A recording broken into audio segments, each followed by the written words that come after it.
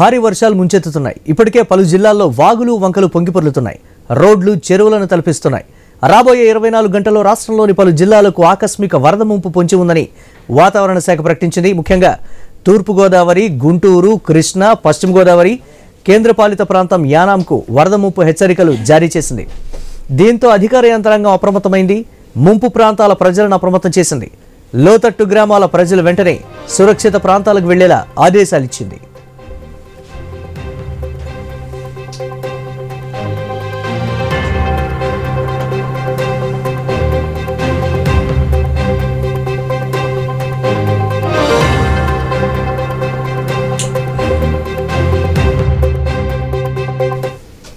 ఇక కృష్ణానది పరివాహక లంక గ్రామాల ప్రజలు అప్రమత్తంగా ఉండాలని రాష్ట్ర విపత్తుల నిర్వహణ శాఖ ప్రకటించింది.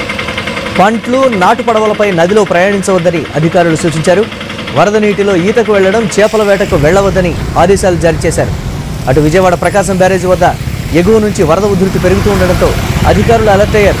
బ్యారేజీ వద్ద 4 లక్షల క్యూసెక్కులకు పైగా వరద ప్రవాహం వచ్చి చేరడంతో 1వ నెంబర్ ప్రమాద హెచ్చరిక జారీ చేశారు.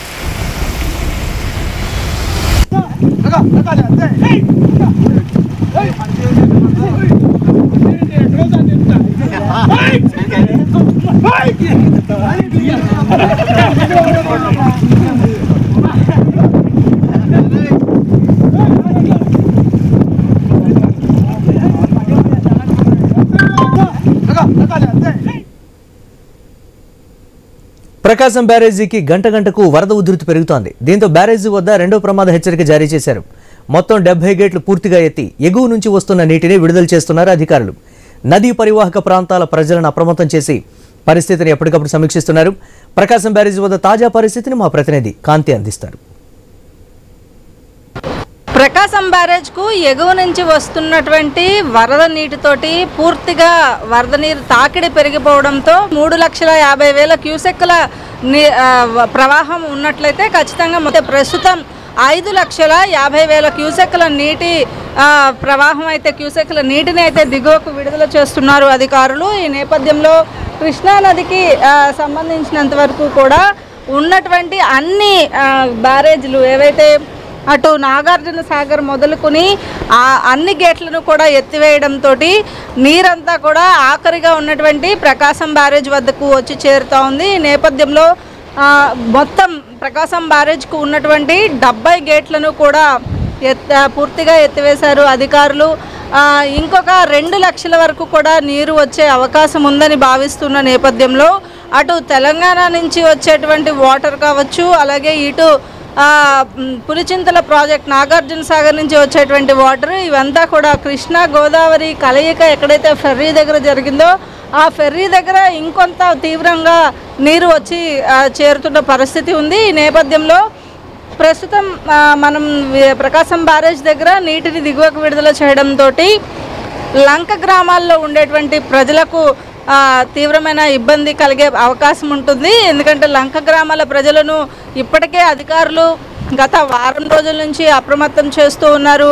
ఎగువ నుంచి వస్తున్నటువంటి భారీ వరద నీటితోటి అధికారులు అప్రమత్తమైన పరిస్థితి ఉంది. అయితే ఈ నేపథ్యంలో ఎక్కడికక్కడ మాన్సూన్ రెస్పాన్స్ టీమ్స్తో పాటుగా ఎన్డీఆర్ఎఫ్, ఎస్డీఆర్ఎఫ్ బృందాలను కూడా సిద్ధం చేసుకున్న పరిస్థితి కనిపిస్తోంది. అయితే ఇక్కడ ప్రస్తుతం చూసుకున్నట్లయితే ఇంకా 2 లక్షల నీరు వచ్చే అవకాశం ఉంది. కాబట్టి ఎక్కడైతే ఈ నీరంతా కూడా సముద్రంలో కలుస్తుందో అక్కడ వరకు కూడా పూర్తిగా నదీ పరివాహక ప్రాంత ప్రజలను అందరినీ కూడా అప్రమత్తం చేయడంతో పాటు కలెక్టర్ ఆఫీస్లో ఒక కంట్రోల్ రూమ్ని ఏర్పాటు చేసి ఒక టోల్ ఫ్రీ నెంబర్ని ఇవ్వడం జరిగింది. అలాగే బుడమేరుకి సంబంధించి గత ఏడాది వచ్చినటువంటి ఇబ్బందులు, వరదలను కూడా దృష్టిలో ఉంచుకుని అధికారులు ఎప్పటికప్పుడు నీటి ఎద్దడిని ఏదైతే అంచనా వేసుకుంటూ ప్రజలకు ఇబ్బంది రాకుండా ఉండేలాగా చర్యలు తీసుకుంటున్న పరిస్థితి ఉంది. ఇక మరొక వైపు అమరావతి రాజధాని ప్రాంతం అంతా కూడా నిన్న ఎక్కడైతే సిఆర్డీఏ పరిధిలో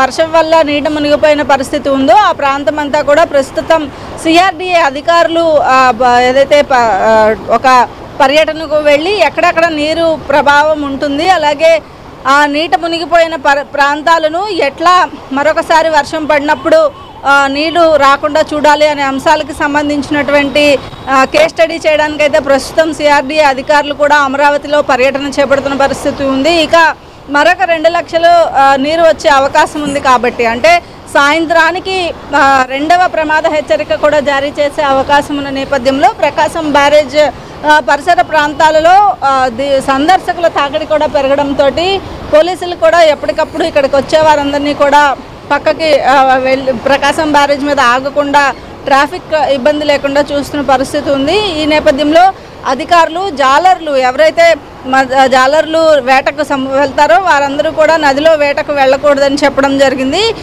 ప్రకాశం బ్యారేజ్ నుంచి దిగువకు ఇప్పటికీ 5,50,000 క్యూసెక్ల నీరైతే వెళ్తున్న పరిస్థితి ఉంది. సార్ ఇది రేపటికి ఏదైతే 7 లక్షల క్యూసెక్ల నీరు వచ్చే అవకాశం కనిపిస్తూ ఉంది. అయితే మొత్తంగా ప్రకాశం బ్యారేజ్కి సంబంధించినంత వరకు కూడా ఎక్కడైతే నీరు వస్తున్న పరిస్థితి ఎక్కువగా ఉన్న నేపథ్యంలో ఇటు గతంలో ప్రకాశం బ్యారేజ్ నుంచి నీరు 3 లక్షల క్యూసెక్లు వచ్చినట్లయితే కృష్ణలంక నుంచి కూడా పూర్తిగా ఇళ్లన్నీ కూడా నీట మునిగిపోయే పరిస్థితి ఉండేది. అయితే ప్రస్తుతం రిటైనింగ్ వాల్ నిర్మాణం చేయడం వల్ల 6 లక్షల క్యూసెక్ల నీరు వచ్చినప్పటికీ కూడా వారికి ఇబ్బంది అనేది లేకుండా ఉందని చెప్పాలి. అయితే రిటైనింగ్ వాల్ తర్వాత నుంచి ఎవరైతే కృష్ణానది పరివాహక ప్రాంతంలో నివాసం ఉంటున్నారో వారికి కొంత ఇబ్బంది ఉండే పరిస్థితి ఉంది కాబట్టి పెద్దపులిపాక దగ్గర నుంచి కూడా అటు అవనిగడ్డ నాగాయలంక వరకు ఎక్కడైతే సముద్రంలో ఈ కృష్ణానది కలుస్తుందో అక్కడ వరకు కూడా అధికారులు రెవెన్యూ యంత్రాంగం అంతా కూడా అలర్ట్గా ఉండి ఇరిగేషన్ అధికారులతో ఇంకా వాటర్ వచ్చినట్లయితే లంక గ్రామాల ప్రజల తరలింపు కోసం